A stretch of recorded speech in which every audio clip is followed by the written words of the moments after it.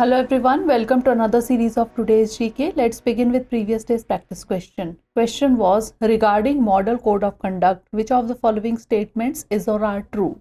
1. It does not have any statutory basis. 2. It comes into force immediately on announcement of the election schedule by the Commission. 3. Its objective is to ensure that the party in power is not able to use public money to improve its electoral prospects. Select the correct answer using the code given below. 2 only, 2 and 3 only, 1, 2 and 3 or 1 and 3 only. The correct answer is option C, 1, 2 and 3. Recently, the Election Commission of India with regard to Karnataka Assembly polls has invited the attention of the political parties to the provisions of Model Code of Conduct and other statutory provisions. These set of norms has been evolved with the consensus of political parties who have consented to abide by the principles embodied in the said code in its letter and spirit, but the code doesn't have any statutory basis. Hence, statement 1 is true. Even though the code of conduct does not have any statutory basis, the EC has the power to disqualify a candidate if he or she violates the code. The Model Code of Conduct comes into force immediately on announcement of the election schedule by the Commission for the need of ensuring free and fair elections.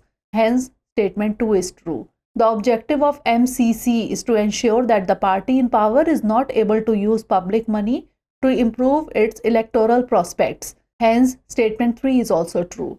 Therefore, option C is the correct answer. Now let's begin today's session. First question is, with reference to UNESCO World Press Freedom Prize 2023, consider the following statements. 1. It was established in 1997 by UNESCO in memory of Guillermo Cano, a Colombian journalist. 2. For the year 2023, the award has been conferred on 2 people jointly. Which of the statement or statements given above is or are correct? 1 only, 2 only, both 1 and 2, or neither 1 nor 2. The correct answer is option A, 1 only. Recently, Nilofar Hamedi, Ilahe Mohammadi and Nargis Mohammadi have been named as the recipients of the 2023 UNESCO World Press Freedom Prize. Hence, statement 2 is not correct. The prize is awarded each year to a person or persons, organization or institution that has made a notable contribution to the defense and or promotion of press freedom anywhere in the world, particularly if risks were involved. The prize was established in 1997 by UNESCO's Executive Board in memory of Guillermo Cano, a Colombian journalist who died in the exercise of his profession. Hence, statement 1 is correct. The annual Global Award ceremony takes place on World Press Freedom Day on 3rd of May, with the winner receiving a monetary prize of $25,000. Therefore, option A is the correct answer. Next question is, consider the following statements regarding green bonds. 1. It is an investment instrument only for environment and climate friendly projects. 2. It was first introduced by European Investment Fund in 2007. Which of the statement or statements given above is or are correct? 1 only, 2 only, both 1 and 2, or neither 1 nor 2. The correct answer is option C, both 1 and 2. Recently, the Rural Electrification Corporation Limited or RECL has undertaken an exclusive listing of its recently issued green bonds of $750 million raised under its Global Medium Term Program. The green bonds are a type of fixed income instrument that is specifically earmarked to raise money for climate and environmental projects. Hence, statement 1 is correct. The first green bond was issued in 2007 by the European Investment Bank, the EU's lending arm. Hence, statement 2 is correct. They are aimed at energy efficiency, pollution prevention, sustainable agriculture, fishery and forestry, the protection of aquatic and terrestrial ecosystems, clean transportation, clean water and sustainable water management. Therefore, option C is the correct answer. Next question is, PMI Business Activity Index is released by which of the following? S&P Global, International Monetary Fund, Forrester Research, or Moody's Investor Services. The correct answer is option A, S&P Global. Recently, the PMI Business Activity Index was released by the S&P Global India Services. It claimed that the April was the best month in almost 13 years for India's services firms. It is compiled by S&P Global from responses to questionnaires sent to a panel of around 400 service sector companies. The panel is stratified by detailed sector and company workforce size based on contributions to GDP. The data collection began in December 2005 for the index. Therefore, option A is the correct answer. Next question is, which one of the following best describes the term Hijol, sometimes seen in news?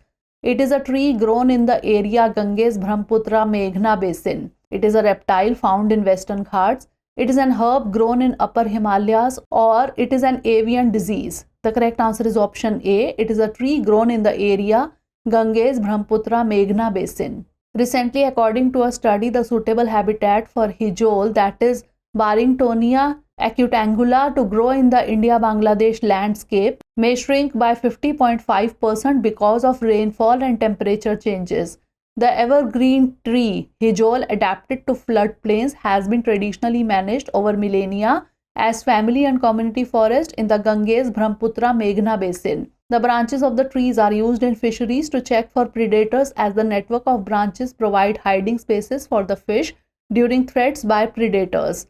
Barringtonia acutangula grows on banks of the river, edges of freshwater swamps and lagoons, and seasonally flooded lowland plains, where often it is the dominant species from the sea level up to about 400 meters of altitude. Therefore, option A is the correct answer.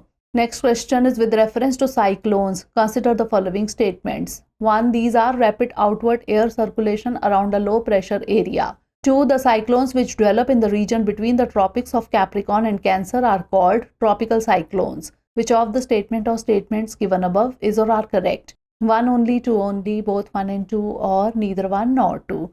The correct answer is option B, 2 only. Recently, the India Meteorological Department has informed that a cyclonic circulation is likely to develop over Southeast Bay of Bengal.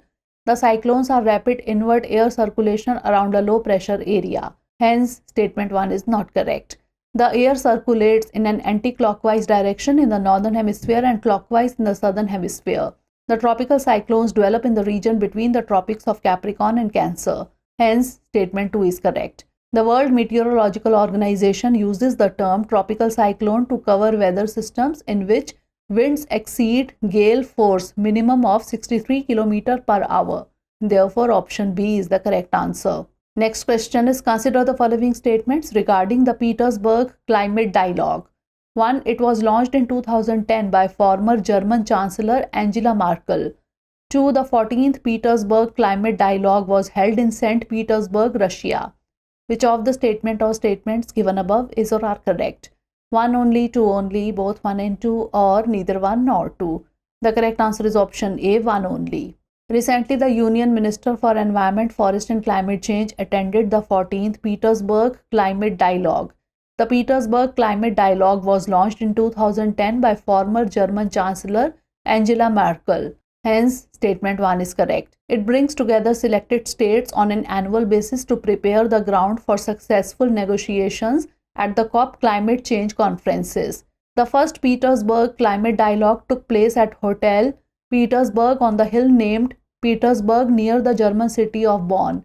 The 14th Petersberg Climate Dialogue was held in Berlin. Hence, statement 2 is not correct. Therefore, option A is the correct answer. Next question is, which of the following is or are the aim or aims of Food Street Project? 1. To develop 100 healthy and hygienic food streets across the country. 2. To encourage safe and healthy food practices among food businesses and community members. 3. To reduce foodborne illnesses and improving the overall health outcomes. Select the correct answer using the code given below. 1 only, 2 only, 2 and 3 only, or 1, 2 and 3. The correct answer is option D, 1, 2 and 3. Recently, the Union Minister of Health and Family Welfare reviewed the status of Food Street Project. It is launched to develop 100 healthy and hygienic food streets across the country. Hence, statement 1 is correct. The aim of this project is to encourage safe and healthy food practices among food businesses and community members, thus reducing foodborne illnesses and improving the overall health outcomes. Hence, statements 2 and 3 are correct. To operationalize the food streets, the National Health Mission of the Ministry of Health and Family Welfare will provide an assistance of Rs 1 crore per food street as a pilot project. Therefore, option D is the correct answer.